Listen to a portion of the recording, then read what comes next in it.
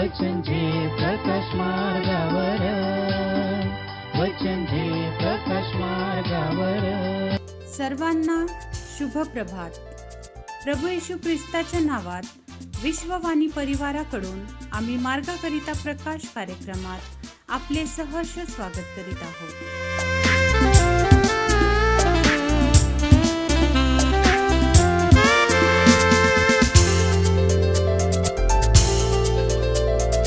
येईल एके दिवशी राजांचा राजा, तयार आम्ही होऊया.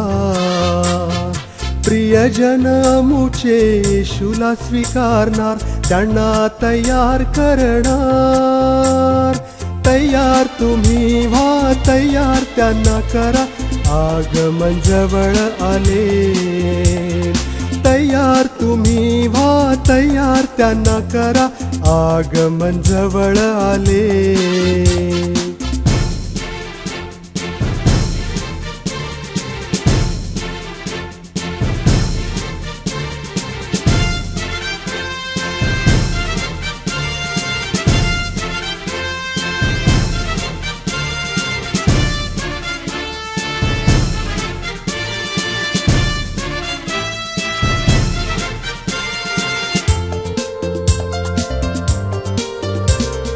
दिव्यातील तेल कमी होऊन देता, तयार आम्ही होऊया.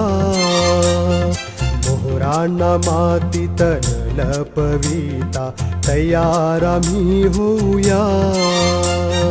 प्रियजन अमुचे येशूला स्वीकारणार, त्यांना तयार करणार. तयार तुम्ही व्हा, तयार त्यांना करा, आगमन जवळ आले. तयार तुम्ही व्हा, तयार त्यांना करा, आगमन जवळ आले.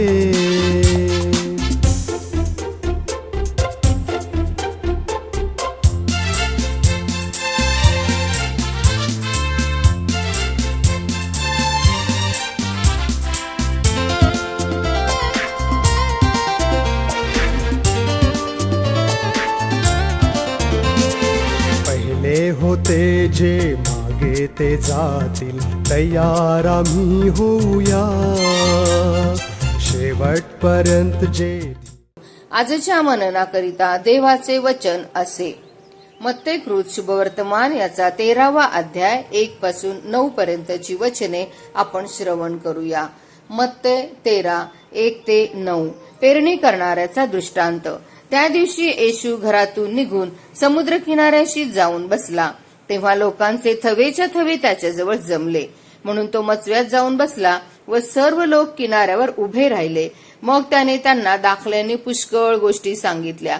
तो म्हणाला, पहा, पेरणारा पेरणी कराव्यास निघाला, आणि तो पेरीत असता काही बी वाटेवर पडले व पाखरांनी येऊन ते खाऊन टाकले.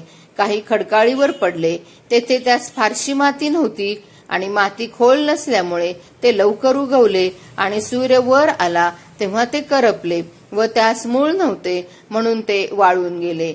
काही काटेरी झाडांमध्ये पडले, मग काटेरी झाडांनी वाढून त्याची वाढ खुंटविली. काही चांगल्या जमिनीत पडले, मग त्यांचे कोठे 100 पट, कोठे 60 पट, तर कोठे 30 पट असे पीक आले. ज्याला कान आहेत तो ऐको. प्रभू परमेश्वर या वचनाद्वारे आजचा आपला दिवस आशीर्वादित करो. परमेश्वराचे वचन मत्ते कृत शुभवर्तमान 13 अध्याय 1 पासून तर 9 पर्यंतचे वचन. या ठिकाणी पेरणाऱ्याचा दृष्टांत आम्हाला या ठिकाणी दिसते. मत्ते 13वा हा अध्याय येशूच्या दृष्टांताचा सेवा कार्यातील एक महत्वाचा भाग आहे. येशू गालिल समुद्राच्या किनारी मोठ्या लोकसमुदायाला शिकवत होता. इतकी गर्दी झाली की येशू नावेत बसला आणि लोक किनाऱ्यावर उभे राहिले. येशूने स्वर्गाच्या राज्याची सत्य दृष्टांताद्वारे सांगितले. पेरणाऱ्याचा दृष्टांत हा सर्व दृष्टांताचा पाया मानला जातो, कारण तो देवाच्या वचनाबद्दल आणि लोकांचा प्रतिसादाबद्दल त्या ठिकाणी शिकवतो. सांगावी काही बी वाटेवर पडले आम्हाला त्या ठिकाणी दिसून येतं. ही कठीण अंतकरणाची व्यक्ती दर्शवते. वचन ऐकते पण स्वीकारत नाही. शैतान लगेच येऊन ते वचन काढून घेते. उदाहरणार्थ एखादी व्यक्ती सभेत संदेश ऐकते पण बाहेर पडताच सगळं विसरून जाते. देवाच्या लोकांनो, दुसरी जी जमीन आहे ती खडकावरची सांगितलेली आहे. काही बीज खडकावर पडले आणि खडक जमीन म्हणजे भावनिक पण खोल मुळे नसलेला विश्वास. सुरुवातीला आनंदाने वचन स्वीकारतो, सुरुवातीला आनंदाने वचन स्वीकारतो, पण संकट आले की मागे हटतो. हा खडकावरचा म्हटलं तर भावनिक पण सखोल मुळे नसलेला विश्वास.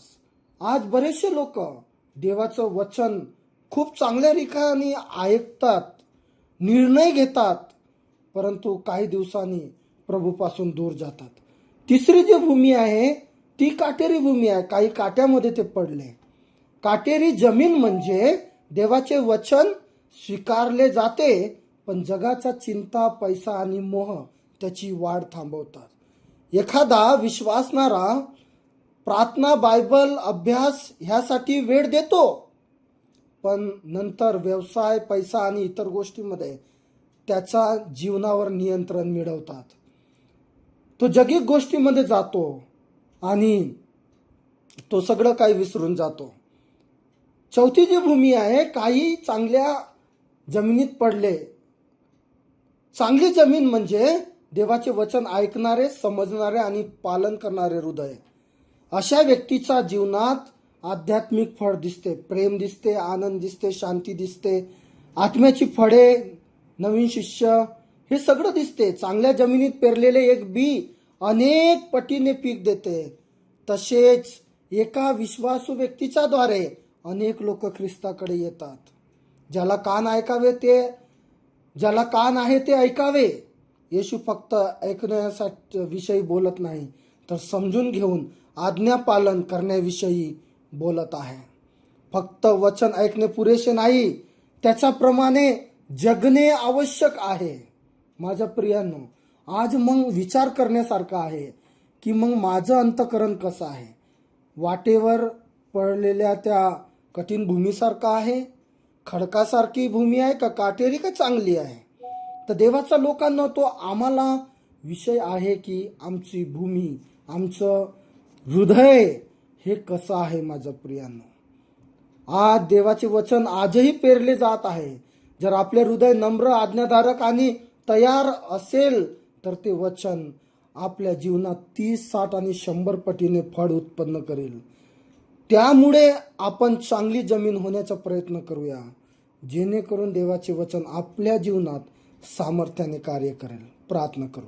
स्तुतीस पात्र, भयाशोग्य, जिवंत प्रभू, आज परमेश्वर बाप्पा, जो दाखला आम्ही बघितला आहे की प्रभू, आज आम्ही आमचं जीवन आम्ही परखावं प्रभू, की आमची भूमी कशा प्रकारची आहे. ती वाटेवरील आहे, खडकाळ आहे, काटेरी आहे का चांगली आहे. आज प्रभू परमेश्वरा, आमची भूमी अशी असावी, तुझं वचन प्रभू पडताच ते 60 पट, 30 पट, 100 पट फळ आणणारं व्हावं, अशी तुझ्या चरणी प्रार्थना करतो. सर्व मान, महिमा, सन्मान, गौरव तुला देतो. प्रार्थना येशूच्या नावात केली म्हणून तू ऐक. आमेन. एके दिवशी राजांचा राजा, तयार आम्ही होऊया.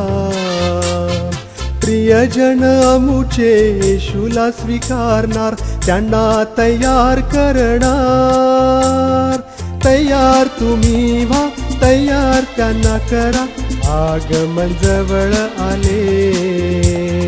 तयार तुम्ही व्हा, तयार त्यांना करा, आगमन जवळ आले. तयार तुम्ही व्हा, तयार त्यांना करा, आगमन जवळ आले. आणि तुम्ही विश्वास धरून प्रार्थनेत जे काही मागाल ते सर्व तुम्हास मिळेल. आपल्या प्रार्थना विनंत्या कोणत्याही वेळेस विश्ववाणी प्रार्थना केंद्राला टोल फ्री नंबरद्वारे कळवू शकता. आमचा टोल फ्री नंबर 1-800-270-333. आम्ही आपणासाठी या नंबरवर प्रार्थना करण्यास उपलब्ध आहोत. धन्यवाद.